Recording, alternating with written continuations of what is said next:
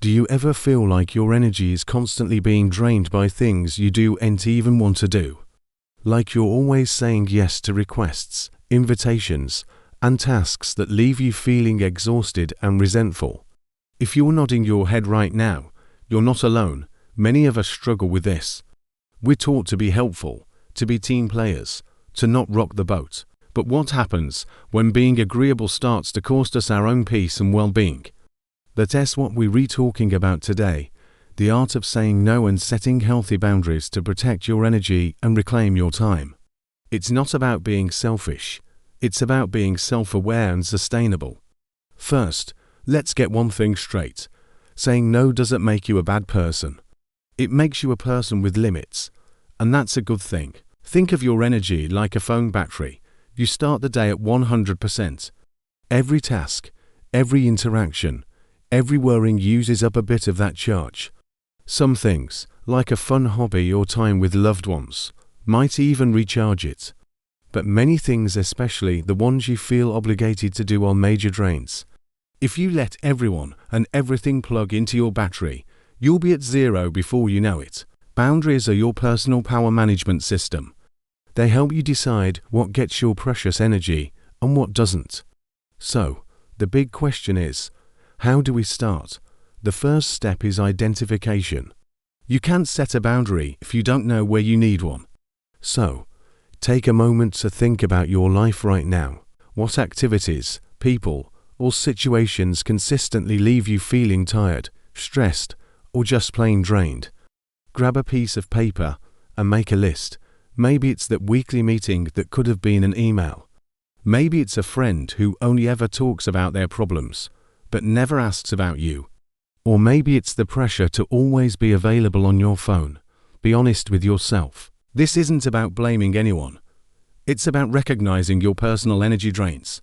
Seeing them written down is powerful. It's the first step to taking back control.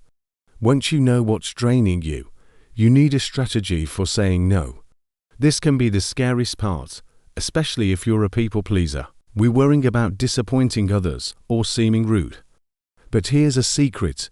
You can say no gracefully and kindly. You don't need a dramatic confrontation.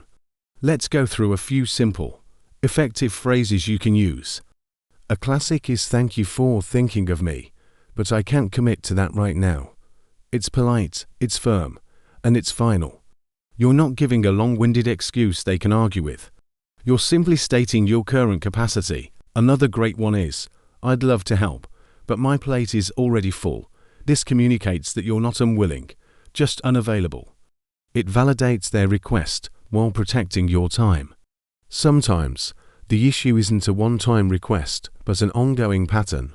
This is where setting a clear boundary is crucial. Let's say a coworker constantly unloads their work stress on you during your lunch break, turning your much-needed rest into another work session. You could say something like, "I really value our chats, but I've realized I need my lunch break to fully disconnect and recharge. Could we maybe catch up after work instead?" Notice the structure. You affirm the relationship, state your need clearly and calmly, and then offer an alternative that works for you. This isn't a rejection of the person. It's a redirection of the interaction to a time and place that respects your boundaries. You're teaching people how to treat you. Now, what about the guilt? Oh, the guilt. It's the little voice that pipes up after you say no, telling you that you've been selfish or unhelpful. This is a normal part of the process, especially at the beginning. The key is not to let the guilt win. When it shows up, remind yourself why you set the boundary in the first place. Remind yourself that by protecting your energy, you'll have more to give to the things that truly matter to you. You'll be a better friend, a more present partner, and a more effective employee when you're not running on empty. The guilt will fade over time as you start to experience the incredible benefits of having your energy back. You'll feel lighter, more focused, and more in control of your own life. Let's talk about digital boundaries too, because in today's world, they're just as important. Our phones can be a constant source of demands. Notifications, emails, social media, it's a 24/7 stream of things vying for our attention. It's okay to create rules for your digital life. You can decide not to check work emails after 6 p.m. You can turn off notifications for certain apps. You can even schedule do not disturb time on your phone. A powerful boundary is simply not responding to non-urgent messages immediately. You are not obligated to provide instant replies. By setting these digital boundaries, you create pockets of peace in your day, allowing your mind to rest and recover from the constant stimulation. Remember, this is a practice. You won't become a boundary-setting expert overnight. There will be times you say yes when you meant to say no. That's okay. Don't beat yourself up.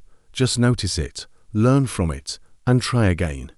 Each time you successfully hold a boundary, you strengthen that muscle. It gets easier and more natural. Start small. Pick one low-stakes thing from your list of energy drains and practice saying no to it this week. Maybe it's declining an invitation to a social event you're not excited about. See how it feels. Notice the extra time and energy you have as a result. That positive reinforcement is what will motivate you to keep going. Ultimately, setting boundaries is one of the greatest acts of self-care you can perform. It's about honoring your own needs and limits. It's about creating a life that energizes you instead of drains you.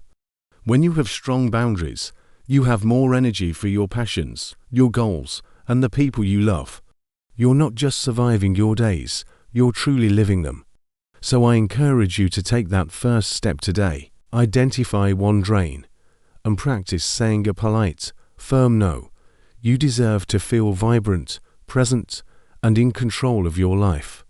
If this conversation resonated with you, I'd love it if you hit that like button and subscribe for more content on living a more intentional life. Let me know in the comments what's one boundary you're going to try setting this week. Sharing our experiences can make this journey so much easier for all of us. Thanks for watching, and I'll see you in the next video.